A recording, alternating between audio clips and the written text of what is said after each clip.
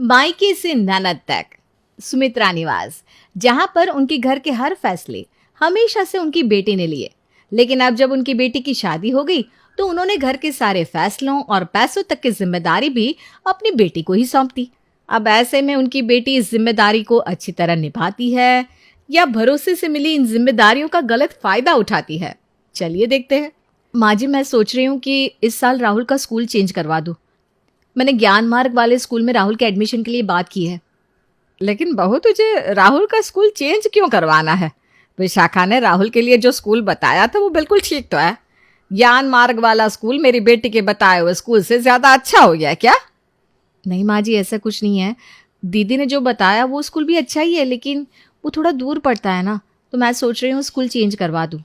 अरे दूर पड़ता है तो क्या हो गया? मेरी बेटी भी उसी स्कूल में पढ़ी है और घर में सबसे ज्यादा पढ़ी लिखी वही है, समझदार है, इसलिए उसने जो कहा है वही करो। ठीक है मम्मी जी। अब तक तो आपने देख ही लिया होगा कि किस तरह घर में छोटे छोटे फैसले भी सिर्फ ननद के लिए हुए ही चलते हैं। तो चलिए देखते हैं आगे आगे क्या होता है। शाम के समय। आ गया बेटा तू ऑफिस से? हाँ माँ, आ गया। अरे दीपक बेटा, तेरी इस महीने की सैलरी आ गई क्या? हाँ जी पापा, आ गई है। अच्छा, तो इस महीने की सैलरी विशाखा को भेज दे, फिर उसे महीने का बजट भी तो बनाना है। मैं भी अपनी पेंशन विशाखा को भेज देता हूँ। दोनों के दोनों अपनी पेंशन और अपनी सारी सैलरी विशाखा के अकाउंट में ट्रांसफर कर देते हैं। और ये सिर्फ आज की बात नहीं थी, ये तो हमेशा से चलता आ रहा था। घर के सारे पैसे हर महीने विशाखा के अकाउंट में जाते और वही पूरे घर का बजट बनाकर हर एक चीज खुद करती।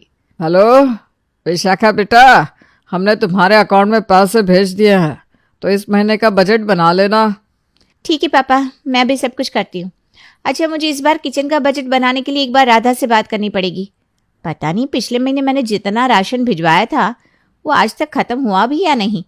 कहीं खामखा किचन में पहले से वो सामान हो और मैं दोबारा से उसे मंगा दूँ। हाँ बेटा, तुम ठीक कह रही हो। तुम एक बार राधा से बात कर लो। राधा बहू, राधा बहू। आई पापा जी। ये लो बेटा, विशाखा से बात कर लो। हेलो, नमस्ते दीदी। हाँ, नमस्ते नमस्ते। अच्छा ये बताओ, पिछले महीने मैंने रसोई का जो राशन भेजा था उसमें से राशन बचा हुआ है या नहीं? दीदी, बाकी का राशन तो खत्म हो गया है, बस थोड़ी सी दाल और चावल बचे हुए हैं, और हाँ, थोड़े से छोले भी बचे हैं। इसका मतलब तुम लोग ये सब सामान कम खाते हो, तो मैं इस बार ये सारा सामान थोड़ा ही मंगवाऊंगी। खामखा में पैसे खराब करने से क्या फ़ायदा। ठीक है दीदी, आपको जैसा ठीक लगे, आप ज़्यादा जानती हैं। अच्छा तो ठीक है, मैं सामान ऑर्डर कर देती हूँ, थोड़ी देर में आ जाएगा। देख रहे हैं ना किस तरह घर का राशन भी विशाखा अपनी मर्जी से सबके लिए मंगा रही है। शाम के समय। अरे दीदी को तो मैं सब्जी के लिए बोलना ही भूल गई, और घर पर एक भी सब्जी नहीं बची। दीदी को फ़ोन करना पड़ेगा। राधा विशाखा को कॉल करती है। हेलो दीदी, माफ़ करना आपको इस समय परेशान किया, लेकिन घर पर ना सारी सब्जियां खत्म हो गई हैं। आप इस हफ्ते के लिए सब्जियां मंगा दीजिए ना। अरे तुम भी ना सुबह ही बता देती तो मैं सारा सामान एक साथ भेज देती। अच्छा सुनो, अभी आलू और भिंडी अच्छे आए हुए हैं तो मैं वही भेज देती हूँ। बाकी सब्जियाँ भी मुझे थोड़ी अच्छी नहीं लग रही है, तो अभी एक हफ्ते तक यही सब खा लो, और साथ में दाल वगैरह बना लेना। और घर में ना एक टाइम पर एक ही सब्जी बनाया करो, क्योंकि सब्जियाँ बहुत महंगी हो गई है। और मुझे तुम लोगों के लिए पैसे जोड़ कर भी तो रखने हैं। अगर सारे पैसे मैं इन चीज़ों पर खर्च कर दूंगी तो पैसे जोड़ कैसे पाऊंगी? अभी तो मुझे पैसे जोड़कर राहुल के लिए एफडी करवानी है। नहीं नहीं दीदी, आप बिल्कुल ठीक कर रही हैं। आज से मैं हर टाइम बस एक एक सब्जी ही बनाया करूंगी। राधा के कहने पर विशाखा बहुत थोड़ी सी सब्जियां ऑर्डर करके घर पर भिजवा देती है। विशाखा सभी के लिए खाना बनाकर तैयार करती है। अरे बहू, ये आज तूने कैसी सब्जी बनाई है? पूरी सब्जी एकदम पानी पानी लग रही है। और आज दाल नहीं बनाई क्या?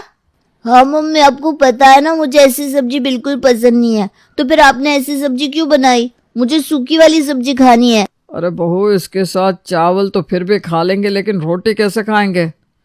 पापा जी, दरअसल आज मैंने खाने में रोटी बनाई नहीं। दीदी कह रही थी कि पिछले महीने का बजट बहुत ज़्यादा बढ़ गया था, तो इस महीने थोड़ा कंट्रोल करना पड़ेगा। दीदी ने कहा है कि आज से एक टाइम रोटी, एक टाइम चावल, और दाल और सब्जी भी एक एक टाइम ही बनेगी। अच्छा, विशाखा ने कहा है तो फिर ठीक ही कहा होगा।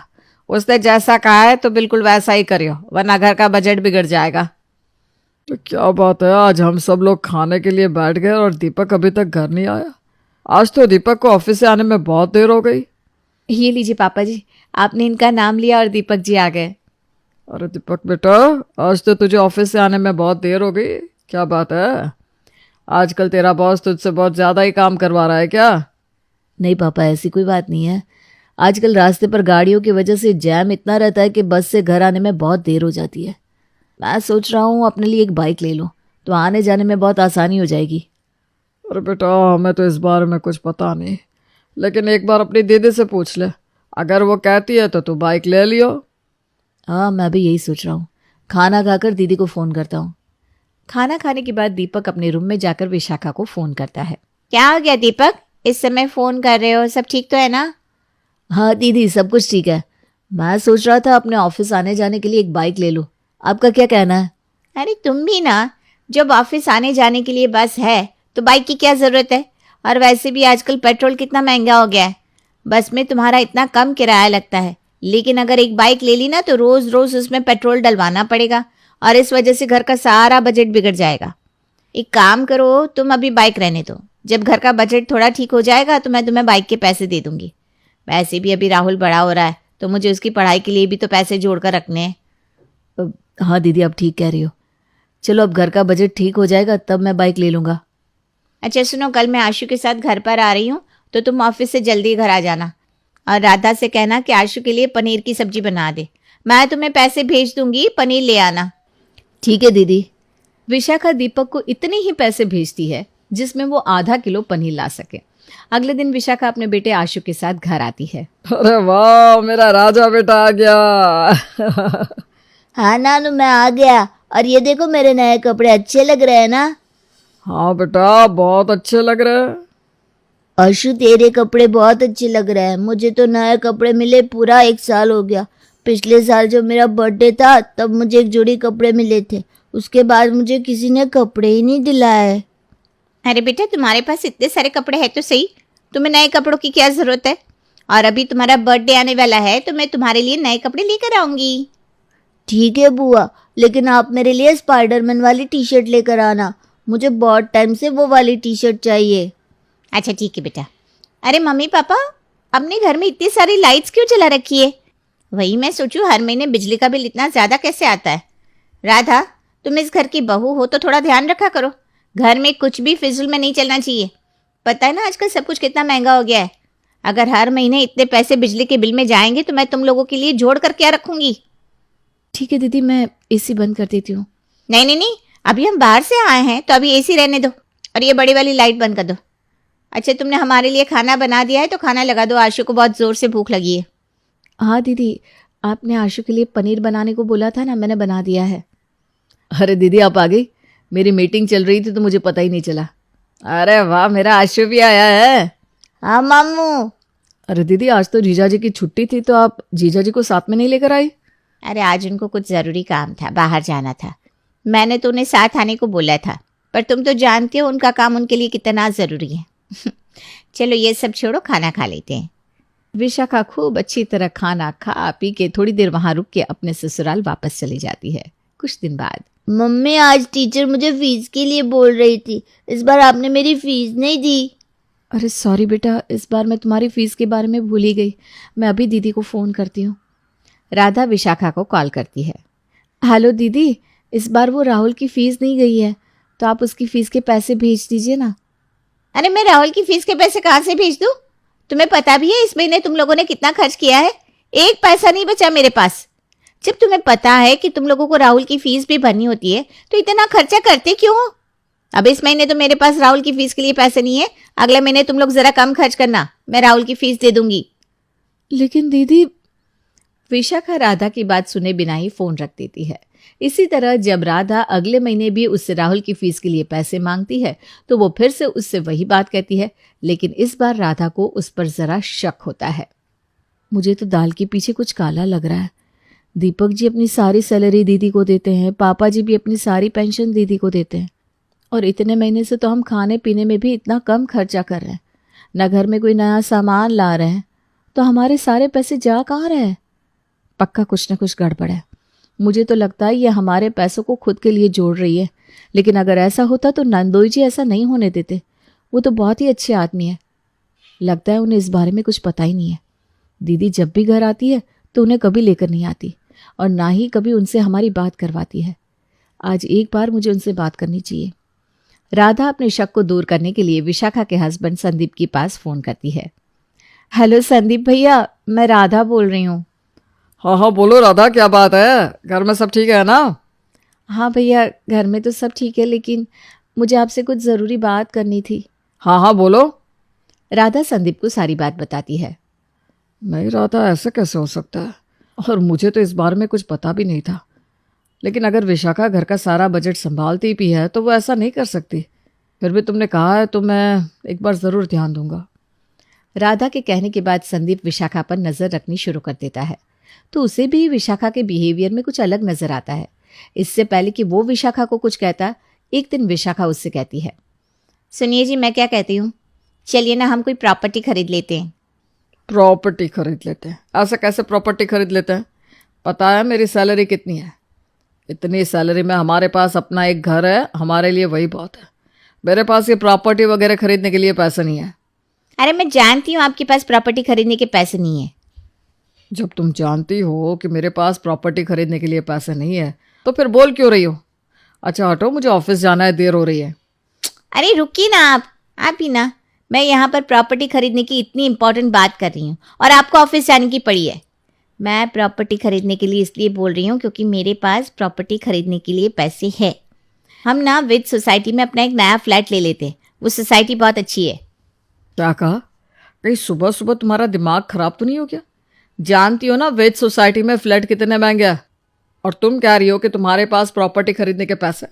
लेकिन मुझे एक बात बताओ, जब मेरी सैलरी इतनी ज़्यादा है ही नहीं, ना हमारी सेविंग इतनी है, तो तुम्हारे पास वहाँ फ्लैट खरीदने के पैसे आए कहाँ से? अरे आप भी ना एक एक बात को कुरेद कुरेद कर पूछते हो। ये हमारे नहीं, दीपक और मम्मी पापा के पैसे हैं। दीपक और पापा जी के पैसे मतलब? अरे मतलब आपको तो पता ही है ना, हमेशा से घर के सारे डिसीजन मैं लेती हूँ, तो हमेशा से सारे पैसों की जिम्मेदारी भी मेरे ऊपर रही है। अब इतने सालों से उनकी सारी जिम्मेदारी मैं निभा रही हूँ, तो इसमें थोड़ा तो मेरा भी बनता ही है ना। अच्छा, मतलब वो लोग तुम पर भरोसा करके, तुम्हें पढ़ी लिखी समझदार समझ के घर के हर छोटे मोटे फैसले और खर्चे के लिए तुम्हें सारे पैसे देते थे।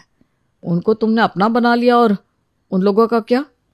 अरे आप भी ना देखो, उनके लिए मैं इतने पैसे तो रखती हूँ कि उनका खर्चा चल जाए, और बाकी टेंशन ही क्या है। थोड़ा अपनी लाइफ के बारे में भी तो सोचो। हम प्रॉपर्टी लेंगे तो आगे हमारे लिए ही इन्वेस्टमेंट है। देखो, मुझे ऐसी कोई इन्वेस्टमेंट नहीं करनी। आपको भले ही ना करनी हो, लेकिन मुझे करनी है, क्योंकि ये जो मैं सब कुछ कर रही हूँ ना, सिर्फ आशु के लिए कर रही हूँ। मुझे मेरे आशु का फ्यूचर सिक्योर करना है। मेरे बेटे का फ्यूचर सिक्योर करने के लिए मैं अभी बैठा हूँ, और किसी और का हक मारकर अपने बेटे का फ्यूचर सिक्योर करने का ख्याल तुम्हारे दिमाग में आया भी कैसे? मैं तुम लोगों के लिए जितने पैसे कमा रहा हूँ वो तुम लोगों के लिए पूरे नहीं है क्या? अगर तुम्हें पैसों का इतना ही लालच हो गया है, मेरे कमाए हुए पैसों से तुम्हें संतुष्टि नहीं हो रही, तो चली जाओ यहाँ से। मैंने तो कभी सोचा भी नहीं था कि तुम अपने घर वालों के साथ इतना बड़ा धोखा करोगी। आप तो खामखा मेरे ऊपर भड़क रहे हो। एक तो मैं ये सब हमारे भले के लिए कर रही हूँ, और आप हो कि नहीं करवाना मुझे हमारा ऐसा भला। और मैं तुम्हारे साथ कोई मजाक नहीं कर रहा हूँ। मैंने जितनी भी बातें बोली है बिल्कुल सीरियसली बोली है। आज के आज उन लोगों को उनके सारे पैसे लौटाओगी, वरना आज के बाद तुम्हारा मुझसे कोई रिश्ता नहीं होगा। क्या? हाँ, अगर आज के आज तुमने उन लोगों को सब कुछ बताकर उनके पैसे नहीं दिए ना, तो कल तुम्हारे सामने डाइवोर्स के पेपर्स होंगे। संदीप की बातों से डरकर विशाखा अपने घर वालों को उनके सारे पैसे लौटा देती है। अरे ये इतने सारे पैसे किस लिए बेटा? ये किसके पैसे हैं? हाँ जी, ये इतने सारे पैसे। ये सारे पैसे आप लोगों के ही है पापा जी। इतने सालों से आप विशाखा को देते आ रहे थे, इसलिए उसने आप लोगों के लिए पैसे जोड़ कर रखे थे ताकि वेस्ट ना हो। अब हमें लगा कि राहुल बड़ा हो रहा है तो हम लोगों को आपकी सेविंग्स लौटानी चाहिए। आज से विशाखा पैसों की जिम्मेदारी आप लोगों पर ही सौंपना चाहती है। अरे लेकिन बेटा, शुरू से ही विशाखा सब कुछ संभालती आई है, तो अब अचानक? पापा जी, विशाखा पर हमारी भी जिम्मेदारी है। इतनी जिम्मेदारियों से अब वो भी परेशान हो जाती है। और वैसे भी आप लोग इतने समझदार हो, आपके घर की लक्ष्मी अब राधा भाभी है, इसलिए मैं तो कहता हूँ घर की बागडोर अब उसके हाथों में दे दीजिए। मुझे पूरा भरोसा है कि वो घर की सारी जिम्मेदारियां बहुत अच्छे से निभाएंगे। जब वो घर को इतने अच्छे से संभाल और संवार सकती है तो वो ये जिम्मेदारी भी बहुत अच्छी तरह संभाल सकती है ना राधा भाभी? जी भैया। विशाखा की सच्चाई आखिरकार संदीप के सामने आते ही वो सब कुछ ठीक कर देता है और राधा को उसका असली हक आखिरकार मिल ही जाता है।